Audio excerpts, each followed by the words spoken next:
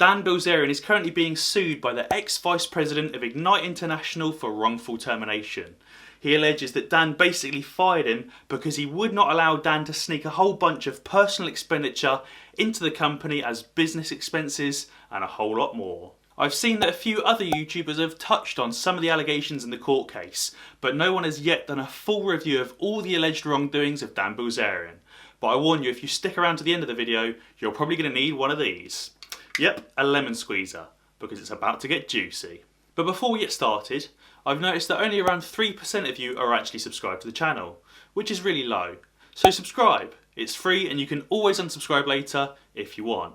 Now let's get into the video. Also, just a quick one, this video isn't meant to slander or to bring into disrepute the name of Dan Bilzerian or his company Ignite International. I'm just simply reporting on a publicly available lawsuit. Obviously the points in this lawsuit are just allegations and haven't been proven as fact in court. So let's start from the top. This is the lawsuit submitted by Curtis against Ignite International Brands and Dan Bilzerian for wrongful termination, slander and whistleblower retaliation. So the first point within this lawsuit is that during the 2019 year-end audit, the auditors Davidson and Company basically noted that without the support of planned cash infusion into the company, either through shareholders or through profitability, that the company would not be a going concern. This basically means that unless Ignite is planned to actually make a profit or receive a whole bunch of cash from shareholders, that it literally won't last the next 12 months. I'm actually an auditor over in the UK, and this is really bad. If a company is currently loss-making and has no future plans of actual profitability, then it's pretty much impossible to sign a clean audit report. A clean audit report is basically this page up here in the financial statements that says that we, the auditors, have audited the company and believe these accounts to be true and fair and that the company will survive for at least 12 months. Obviously, if the company isn't going to survive for at least 12 months, then the auditors need to say that these accounts aren't really true or fair, or the directors need to say that, look guys, we might not survive the next year. Curtis alleges that the former CFO of Ignite, Scott Roeder, basically asked him to change the budgets and forecasts and say that actually the company isn't going to be loss-making and that it's going to break even. He also asked Curtis to misclassify the $1 million PPP loan and a $5 million option payment as miscellaneous sales. Obviously that's wrong, as those transactions aren't sales, and a chief finance officer should really know that those transactions aren't sales. Obviously the fact that he asked Curtis to misclassify it kind of suggests that there's already some sketchy goings on at Ignite.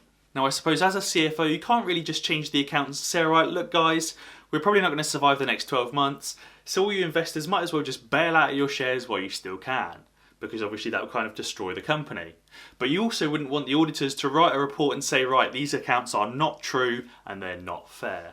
But what the CFO and the rest of the team should have done is put together a plan to figure out how they're going to cut all this crazy expenditure and improve their sales and generate a profit. Not obviously just misclassify some transactions as miscellaneous sales and pretend that everything's fine.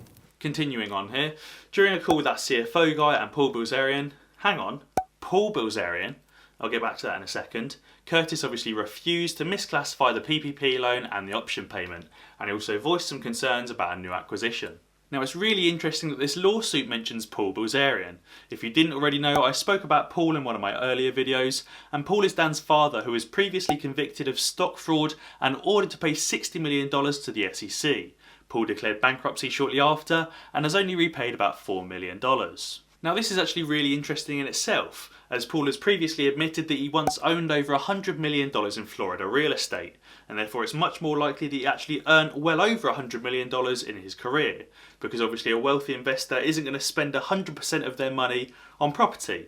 They'll probably have some left to save, some to spend, some to put into a new company, some to invest in stocks, some for the kids, so on and so forth. But anyway, someone that was previously found guilty and convicted of stock fraud shouldn't really be anywhere close to running a business. It wouldn't paint a good picture for the shareholders. And there's actually no mention of Paul holding a high-level position or being on the board or anything like that. So I wonder what he was doing on this phone call with the CFO and the current acting president of Ignite. But also more importantly, why wasn't Dan on this phone call? It doesn't say that it was the CFO, the president, Paul and Dan. It just says that it was the CFO, the president and Paul. So maybe Dan doesn't really have too much power over the company as it might seem. Now this next allegation is crazy. Paul, Dan and the CFO of Ignite basically decided that they wanted to replace Davidson and Company as auditors because they were asking difficult questions. They wanted to replace them with Excel, Audit and Compliance, where the CFO of Ignite actually sits on the board at Excel. Now this would have been a clear conflict of interest, and the CFO could have basically just forced Excel to give him a favourable review because he basically controls them. Curtis obviously voiced his concerns to the head of the legal team. As always guys, if you're enjoying the video so far, be sure to drop a like down below if you haven't already. Also, let me know down in the comments, do you think that some of these things that Curtis has been asked to do are even fair? The next point, or the next accusation, is that the auditors had found over $800,000 worth of personal expenditure snuck into the company. Not just expenditure that Curtis thought might have been personal, but actual expenditure that the auditors believed to be personal. They also noted that the controls around the review and the approval of expenses was really poor. Now as an auditor myself, to have poor controls isn't really acceptable. Obviously Ignite is kind of a new company, so you might expect some teething problems, but considering that it's a big publicly listed company that can have external regular people like you and I invest into the company, it's not really acceptable for there to be control problems. The auditors also flagged a whole heap of unusual expenditure. Most of it you already know. The yacht rental, the 2-night stay in London, the ping pong table, the rock climbing wall, the paintball field, the pool renovations, and so much more. They obviously also flagged a bunch of personal expenditure, and this is where it gets really juicy. Leftover liqueur, a flight from LA to London, transport for Dan's guests, a Bahamas photo shoot, and the boosting of Instagram followers. Now this could potentially explain why Dan's business is doing so poorly. Remember, Dan's running a loss-making business that sells weed and other CBD products. Dan is literally failing to sell weed, one of the most in-demand drugs over the entire world. El Chapo made over $1 billion in profit running an entirely undercover illegal network and operation, whereas Dan's running an entirely legal and above-board business and can't generate a profit. He even has 32.5 million Instagram followers to sell his product to.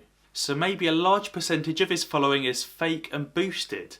That would explain why he's failing to generate a profit in his business even though he somehow spends over $22 million a year in marketing.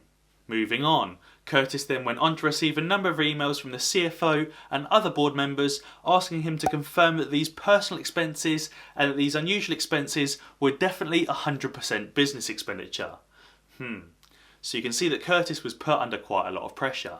Curtis believed that these expenses could constitute financial fraud, investor fraud, deceptive accounting practices and tax evasion, which were all very serious charges. Curtis therefore refused to blindly sign off on these expenses, considering he wasn't really too sure what they were and he'd never even seen them before. Curtis was then fired, I guess for being difficult and refusing to approve these expenses, and also for not allowing the company to change auditors. Although Dan says that Curtis was acting strange and taking drugs. Curtis believes that he was wrongfully terminated for highlighting these illegal accounting practices. Not only does Curtis believe that he was wrongfully terminated, but that Dan Bilzerian and Ignite International have also slandered his name by suggesting that he takes drugs while at work. He says that that's affected his life and his chances of getting a job in the future. Now I guess to some extent it's hard to prove these allegations and to see whether Curtis has done the right thing. When Curtis was asked to change the budget for the auditors, we don't really know the full extent of that conversation. Maybe the CFO obviously then realised that he'd asked Curtis to do the wrong thing and actually instead asked Curtis to just go and re-review the budget to see if the company would break even and to not misclassify anything. After all, a budget or a forecast is only really an estimate. It's hard to know for sure how well a company will do. Maybe it will make a great big profit, or maybe it will make a great big loss. You never really know because it's something in the future that obviously hasn't happened yet. Also, in terms of Curtis not approving those unusual or personal expenses, it's hard to know for sure.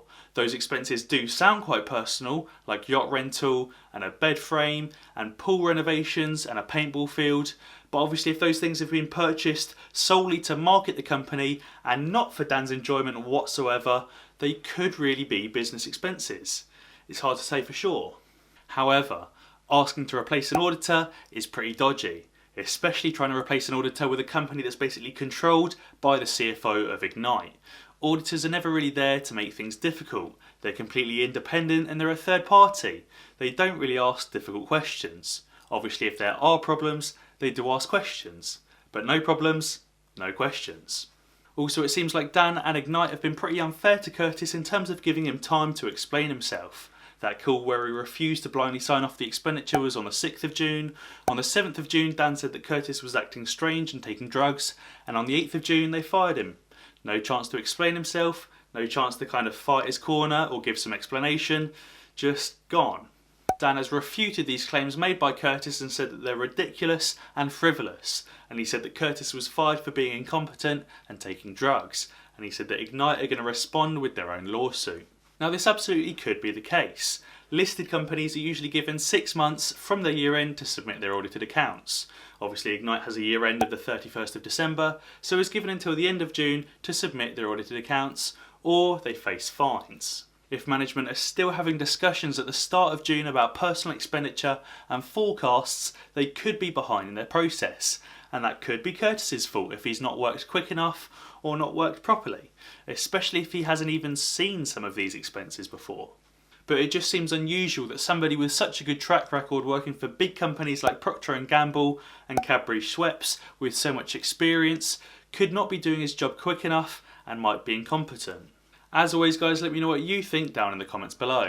And if you've enjoyed this video, be sure to check out some of my others.